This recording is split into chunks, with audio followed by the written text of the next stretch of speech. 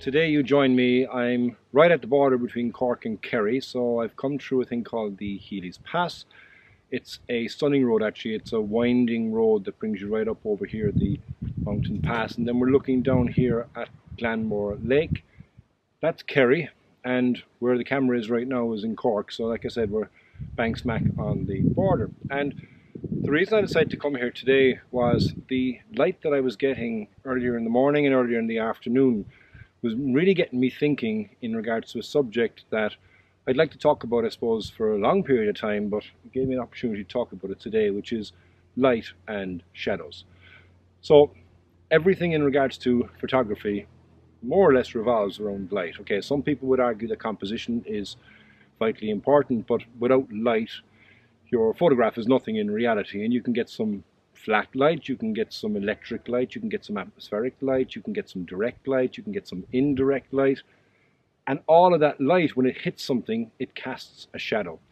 And where we are at the moment, as you can see on the left hand side of the frame, the sun is over here and there's darkness on the side of the mountains that are there, and then on this side over here we're getting light cast across onto those. Earlier today I had some cumulus clouds, so they were giving some really nice shadows, and as they moved across you can see that light dancing across the landscape.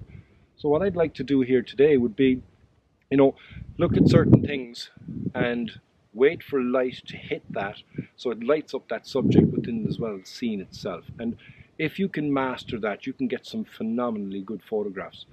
Well, some of the best photographs I've seen have been with fantastic light, but equally fantastic shadows, because the shadow will bring more attention to the light within the frame as well itself. So I'm looking down here right now, and the lake below me is now fully cast in shadow, but I did have some light as well that was dancing across that as well earlier on.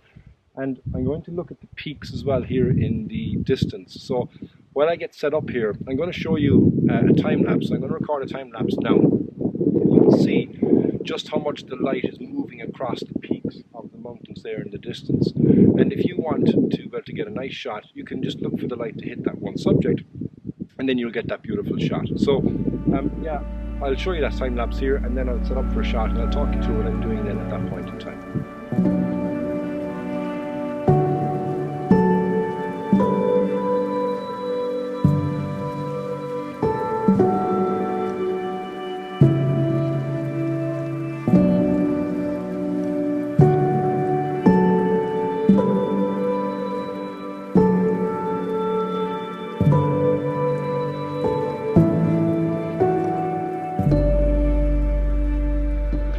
As you would have seen there in the time-lapse, you can see the clouds are moving from right to left across the screen, and that light then was moving and dancing across the landscape as well itself. And I don't really have any clouds as such now to be able to create some direct shadows, because I've got a bit of a haze, so it's giving direct light across onto these hills that you see here in front of me. And this hill here right now is what I'm taking a photograph of, and even though it is basked such in direct light, because there are all these hills and undulations and rocks along that, each of those is going to cast a shadow as well. So if you've got a low sun, then obviously the shadow is going to be longer, but it really accentuates the light as well and hitting the main part of the subject as well itself.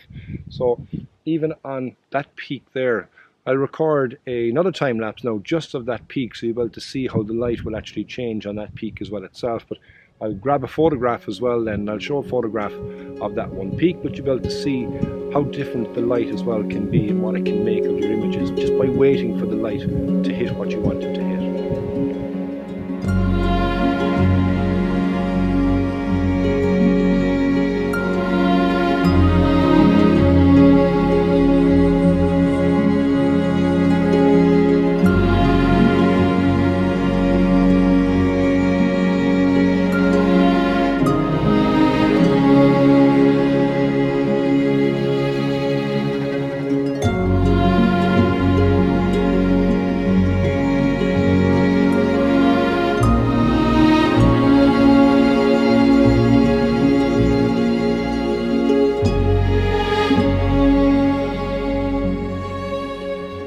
A couple of moments ago now, I had a beautiful example of light and shadow. So Across the way here we've got this mountain area like I mentioned earlier on, but there was just a slight break in the haze, and light beams, I suppose really as such, came down a bit of a channel that's in the groove between two of the peaks that are there. And then there's also a house as well that's just below that. So the grass on the front of the house was lit up.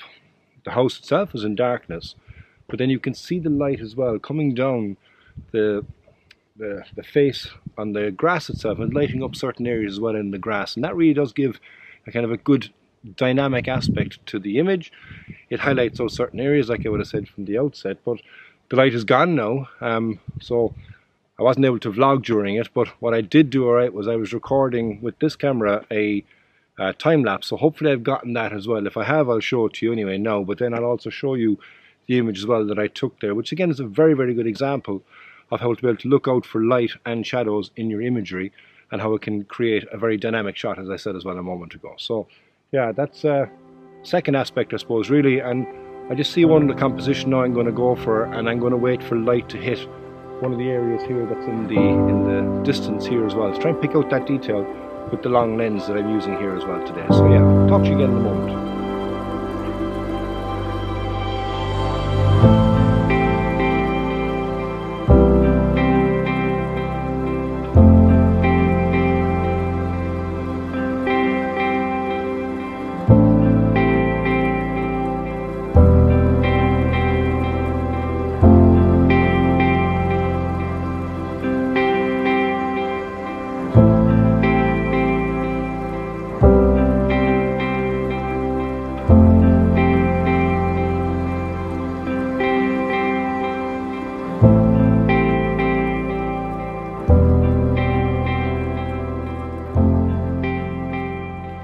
I think this is going to be the final shot. That actual haze that I was saying was nice earlier is actually getting thicker, so it's not casting as many shadows. Still a couple of shadows there, but what it is doing now is giving me a lot of layering, as you can see in the mountains that are in the background. So I've focused in again on the far peak that's there, and either side then you can see different mountain ranges that are kind of in different states of flux, I suppose, really from a shadow point of view, as the shot as well would go on. I'm at 200mm as well, so I'm zooming all the way in, but what that's doing is there's a small bit of light hitting the front of that mountain, so that's lighting that up more, and then the background as well is kind of silhouetting into the haze as well itself. But this is probably going to be the end of today's episode. I do hope you enjoyed it.